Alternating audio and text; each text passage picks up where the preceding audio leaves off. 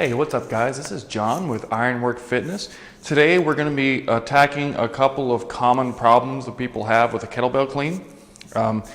My number one problem that I have when I'm teaching the kettlebell clean is getting the kettlebell to land smoothly on the wrist. Now typically what this stems from is a failure to understand the concept of momentum and that the driving power of the kettlebell clean is going to come from the hips. A lot of people will kind of try and turn it into almost like an upright row or an exaggerated bicep curl, and really when you're doing a kettlebell clean you're trying to emphasize the hips. So it's just like a kettlebell swing, except you're going to be catching it up here at the shoulder. You're going to shorten the trajectory a little bit from the side, but the important thing is the power is going to come from the hips and then land in the shoulder.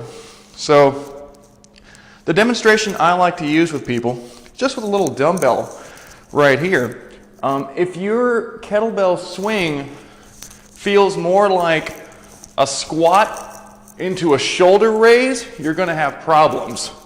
And the problem that people will have is that their hips will snap at the same time that the weight ends up here by the shoulder. So it kind of ends up a squat to shoulder raise, and there's no momentum being generated from the hips. Instead, you need that weight to be moving even after the hip snap.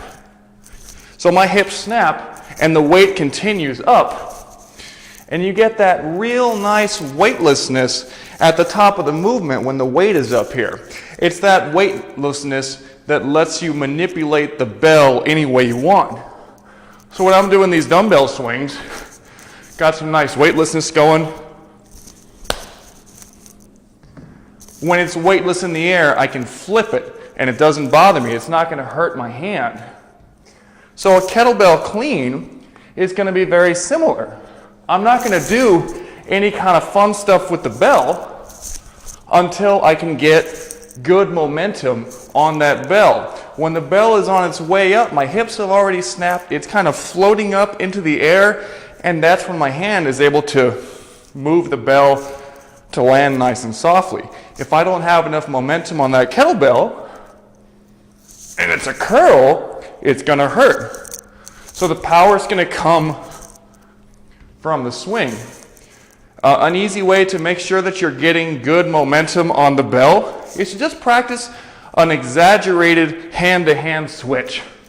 So when you're doing these swings and you start going from hand to hand, let it float. Let it float just for a second. If you're afraid to let it go, then you don't have enough momentum on the bell, and cleaning it is going to hurt. So you really want to make sure that you're driving those hips forward, snapping the hips, and getting a nice pause in midair. That pause is what's going to let you manipulate the bell to land nice and softly on the shoulder.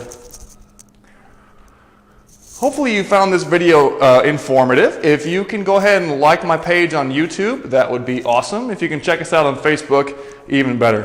Thanks guys.